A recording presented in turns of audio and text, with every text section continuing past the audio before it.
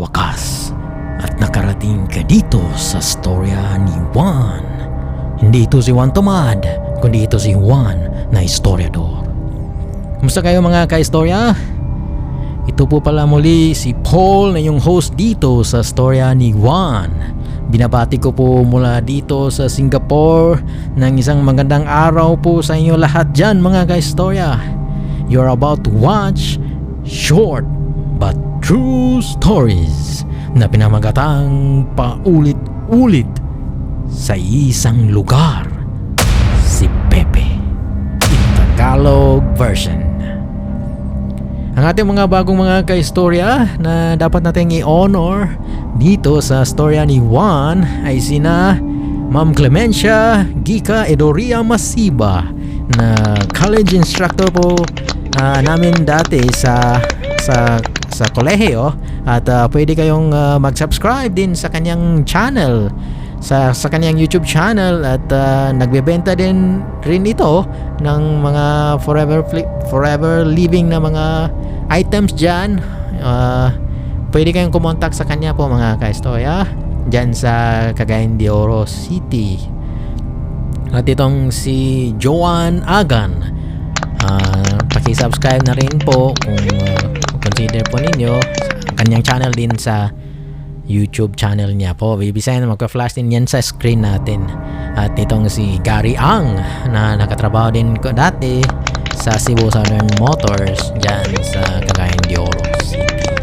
At yung mga tres panieros natin dyan sa Cebu Southern Motors, kina Sir Nile at yung mga avid natin na mga ka-istorya dyan sa lungsod ng Cagayan de Oro City.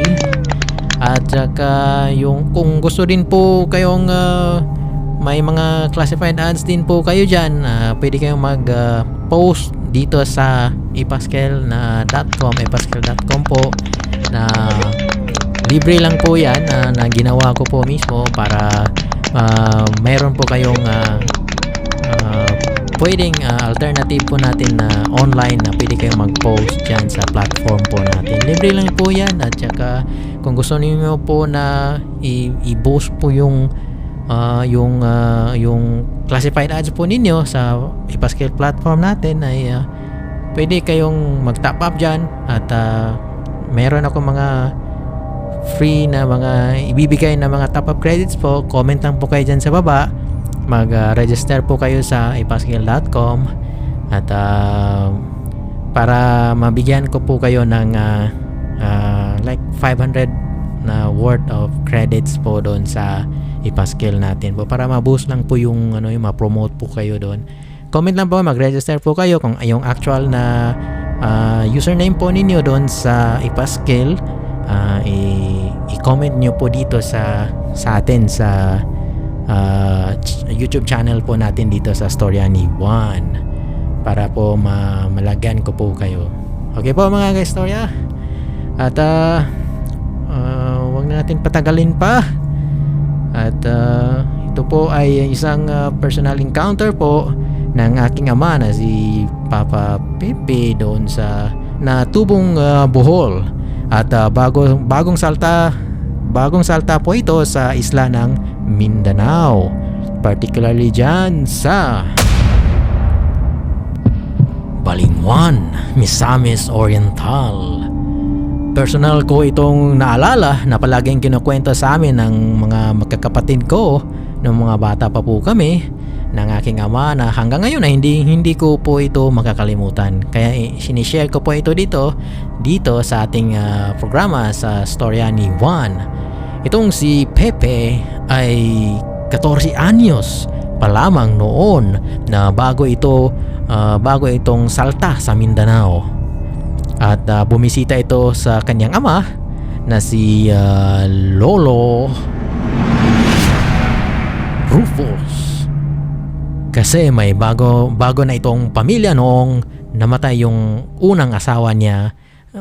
Nung unang asawa nito ng maaga at permanente itong naninirahan sa Balingwan, Misamis Oriental. Musta kayo dyan mga ka-istorya natin sa Balingwan? Buhay po kayo At tara, pakinggan na natin ang nakakapanindig balahibong encounter ni Pepe na paulit-ulit sa isang lugar. Parang nakakawalang gana na rito itong lugar namin. Parang nakakaumay na ito. At wala yung nanay namin, kinuha na sa mundong ito ng maaga. Tapos si Tatay Rufus namin ay umalis na sa lugar namin sa Gindolman, Bohol. At lumipat ito sa isang malayong lugar sa isla ng Mindanao doon sa Balingwan, Misamis Oriental. Parang gusto ko nang sumunod sa aking ama doon sa Balingwan kasi mayroon daw akong trabaho na naghihintay doon sa isang bakery shop na ang may-ari ay isang inchik. Mayroon naman akong konting naipon dito na pera para pambili ko ng ticket sa barko patungong Cagayan de Oro at magbubuhos lang ako doon simula sa CDO hanggang sa Balingwan bus station po doon. Nagsimula nang naglalakbay itong si Pepe at sumakay na ito ng barko patungong Mindanao, particularly sa lungsod ng Cagayan de Oro. At umabot na ito sa pier ng CDO at agad-agad itong umalis patungong Balingwan. Ay, salamat! At nakarating na ako sa lungsod ng Cagayan de Oro. At hanap na ako ng bus patungong Balingwan. Ayan na, nakahanap na ako. Sumakay na ako ng bus na ito.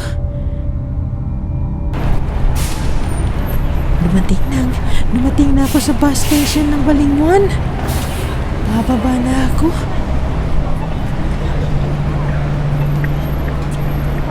Yung mga panahong yan ay wala pang cellphones na pwedeng magamit nila bilang isang komunikasyon na makaka-receive ka nito agad-agad.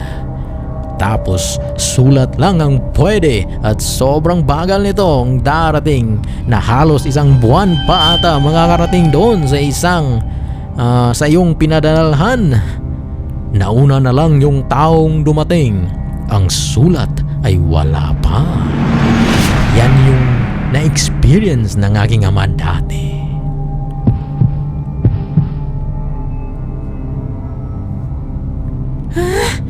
Parang wala ata si Tatay Rufus dito sa bus station ng Balingwan na. Nasaan kaya siya ngayon? Bakit wala pa siya?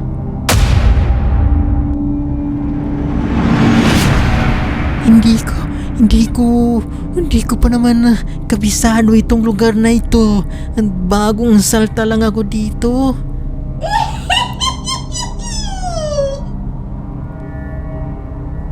Ilang oras na ang nakalipas at wala pa rin ang ama ni Pepe na nasa bus station ng Balingwan.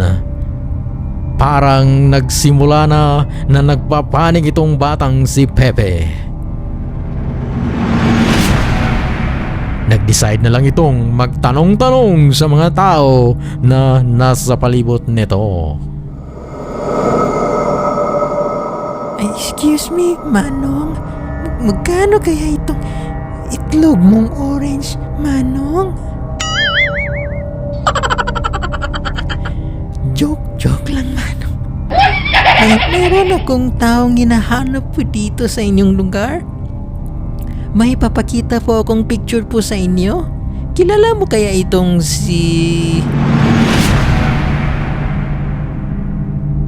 Tatay ko po ito.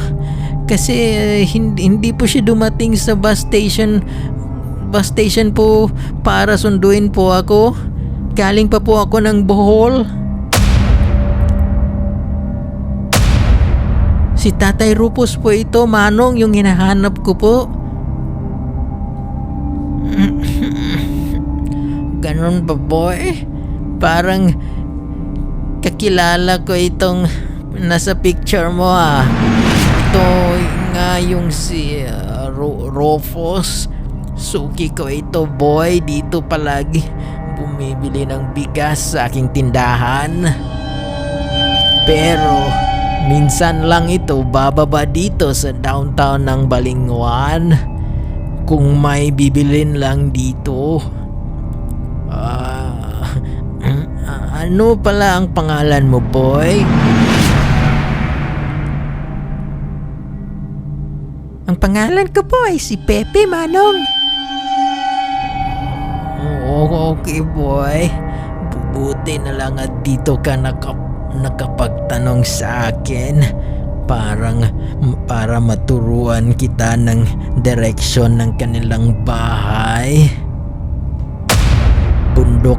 Bundok pa kasi itong bahay nila, boy.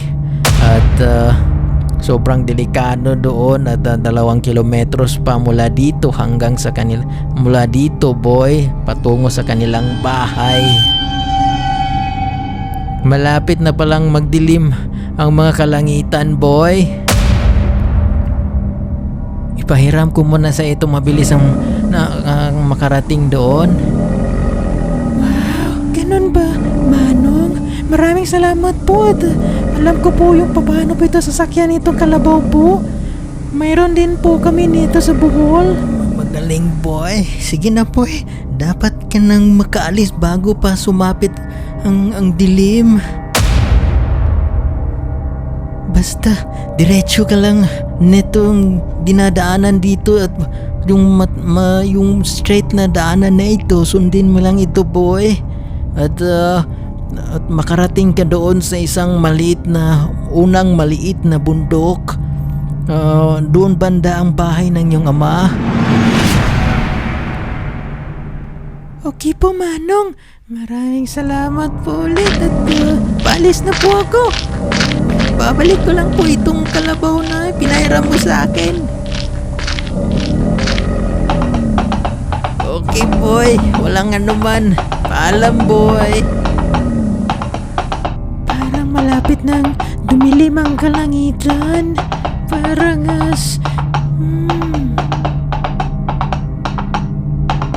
straight lang ako dapat na sa dinadaanan kong ito. At hanggang maliit na bundok ay magkakarating ako doon sa bahay ng aking ama, sabi ni Manong.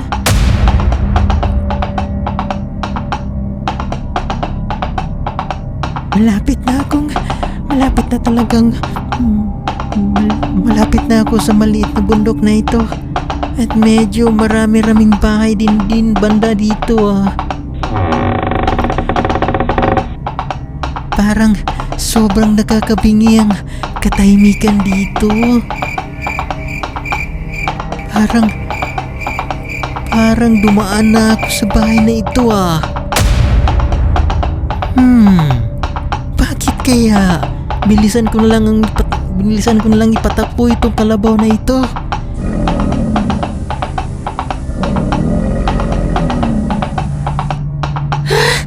Oh my God!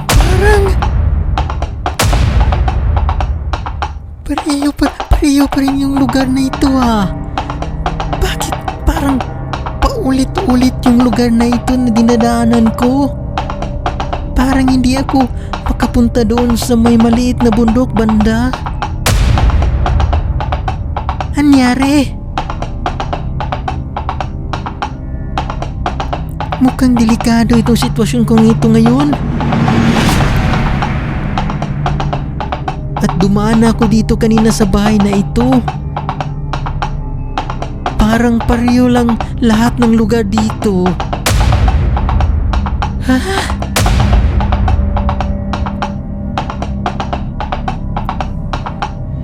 Hinahabol ako ng isang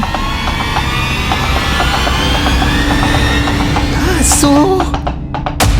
At sobrang ingay nito sa katatahol sa akin. Patay na. Delikado. Saan na kaya ako?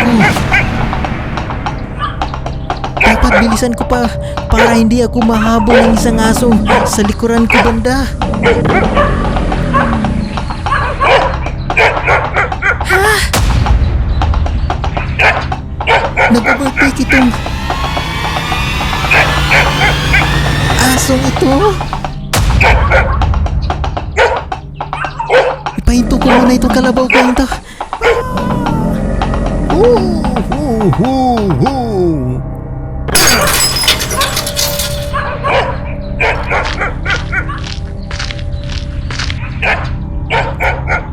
Pepe!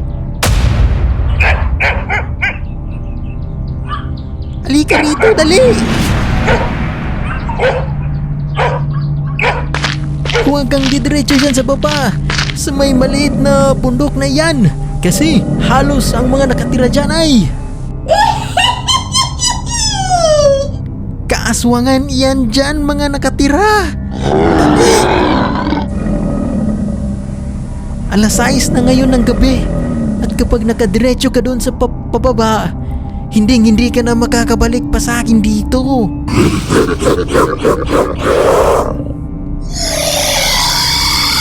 Gawin ka nilang isang ulam ngayong gabi dyan. Pa! Dapat bilisan ko ng pagbabalik dun sa aking ama.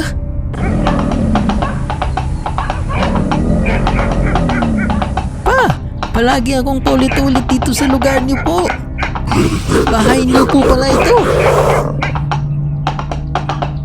Buti na lang nandito itong si Bantay na aso po ninyo. At hinabol ako nito para hindi ako makapunta doon sa baba ng maliit na bundok na yan. Ito talaga ang asong ito ang nakakapagligtas sa akin sa bingit ng ihawan. Dito na lang tayo mga ka-istorya.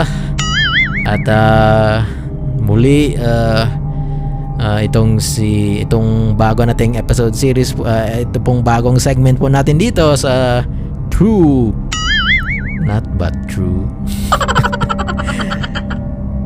Short But True Stories. Ay ito po yung ating bagong segment po dito sa storya ni Juan. At sana po ay nakapagbigay pa ko ng konting kaligayahan po sa inyo sa mga bahay-bahay po ninyo dyan, sa computer po ninyo at sa yung mga cellphones po. At maraming salamat po sa pagtangkilik dito sa storya ni Juan. Sana po ay nagustuhan po ninyo itong bagong stories po natin na si Pepe, na ama ko po nung bata pa po ito, nung 14 anyos pa ay galing po ito ng Bohol at nag-transfer po, nag-migrate po doon sa Balingwan, Misamis Oriental po. At alam naman po natin dati na wala pang mga cellphones o mga ano bang gadgets dyan, mga komunikasyon na mabilis lang, split seconds darating na. Pero ito ay isang snail mail, kaya sobrang bagal po nito. At yung balita po ay natapos na, tapos yung sulat ay hindi pa po dumating po. yun po yung mga henerasyon na po na yon ay wala pong mabilis na komunikasyon po, kaya po hindi po nakarating yung ama po ni Pepe, at hindi po ito nasundo doon sa kanilang bus station doon sa hindi sa Balingwan. At ito nga po ay parang paulit-ulit siya doon sa isang lugar. At halos pala doon ay parang na-hypnotismo na siya, no, para lang makapunta siya doon sa kabilang pababa ng isang maliit na bundok na iyon. At muntik na itong maihaw po itong si Pepe.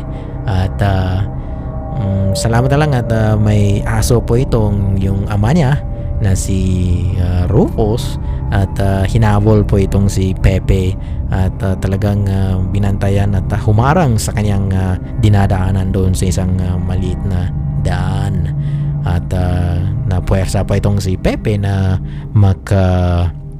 makahinto ng pinatatakbo niyang tama raw ay yung kalabaw. Yun po mga ka-istorya at kung meron po kayong mga ganitong klase pong mga stories dyan, pwede po nyo i-submit dito sa Storya ni Juan at may share, may bahagi po natin dito sa ating programa pong ito at may honor ko po kayo dito sa Storya ni Juan. Magawa natin ng presentation ng mga tulad ng ganito at kung hindi po kayo nakapag-subscribe ay please consider subscribing po at makakapanood po kayo ng mga ganitong klaseng mga videos po natin dito sa Storya ni Juan. Kung meron po kayong bagong ipang shoutout dyan o mga kakilala po ninyo, friends po ninyo, companies o ano man po yan, comment lang po kayo dyan sa baba dito sa YouTube mismo at or doon sa FB page natin para may share natin at may honor ko po kayo, ma-display po yung mga names niyo, mga company o anumang mga binibenta po ninyo. At basta i-share lang po ninyo, mag-subscribe na rin po kayo rito, may share at stay active po dito sa ating channel at yun lang po at tingnan natin sa susunod natin na mga short but true stories po natin dito sa Storya ni Juan. May God bless us all. Thank you and bye bye.